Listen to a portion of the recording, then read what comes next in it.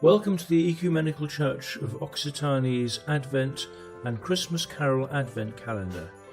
Each day during Advent we will reflect on one well-known Advent or Christmas carol, as well as looking at paintings of the sort that often appear on Christmas cards. We hope you'll join us every day as we prepare to celebrate again the birth of Jesus Christ over 2,000 years ago.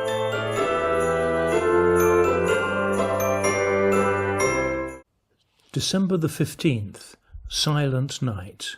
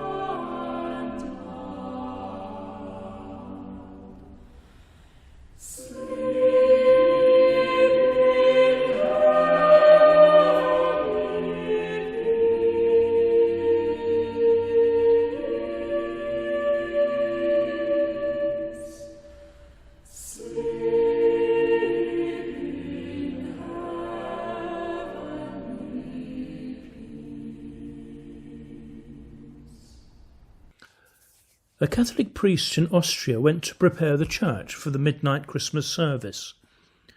But when he tried out the organ, it didn't work at all. He discovered that some mice had chewed through the leather bellows. In panic, he scribbled down some lines that could be accompanied by his own guitar.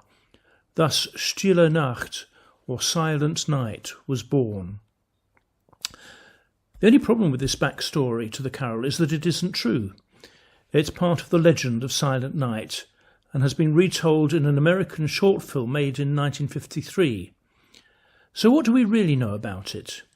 We know that it was written by Joseph Mohr, a Catholic priest, for his church at Oberndorf in Austria in 1818. Franz Gruber, an organist from a neighbouring village, wrote the tune. It is possible that the organ had been damaged by flooding, so a guitar was used. Over the following years it spread first to the nearby villages until it has reached as far as the United States by 1839. It was sung in German until an English translation was made in 1859 by the New York priest John Freeman Young. I confess to some ambivalence when it comes to liking this carol. It works very well with the sort of hushed silence that can be created in church for the midnight Christmas service. And it is arguably the most popular carol of all time.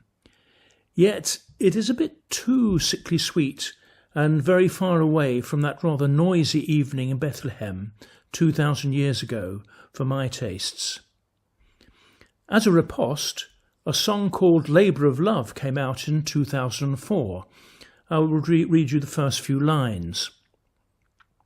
It was not a silent night. There was blood on the ground. You could hear a woman cry in the alleyways that night on the streets of David's town.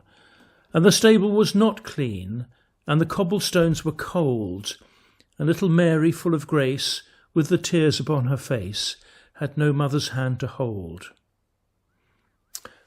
I personally wish that all carols were a bit more like this. You will notice come Christmas Day that I have not chosen Away in a Manger, which I cannot stand, especially the bit about little Lord Jesus no crying he makes. You can be fairly sure he would have been bawling his head off. So we move on to today's painting. It's by Giovanni Bellini, in many ways the father of Venetian Renaissance art, and was painted in the 1480s. It shows Mary and child with St. Catherine and St. Mary Magdalene on either side. It is what is known as a sacra conversazione, where the figures seem to be communicating but without uttering a sound, hence the choice for this sort of painting to accompany Silent Night. What makes it even more appropriate is that it is set against a black background, so you have both the silent and the night. The modelling of the drapery is particularly soft and seems to merge with the dark background. It was undoubtedly intended for private devotion rather than in a public space like a church. The silence, the motionlessness, invites the viewer to quiet devotion. All is calm, all is bright.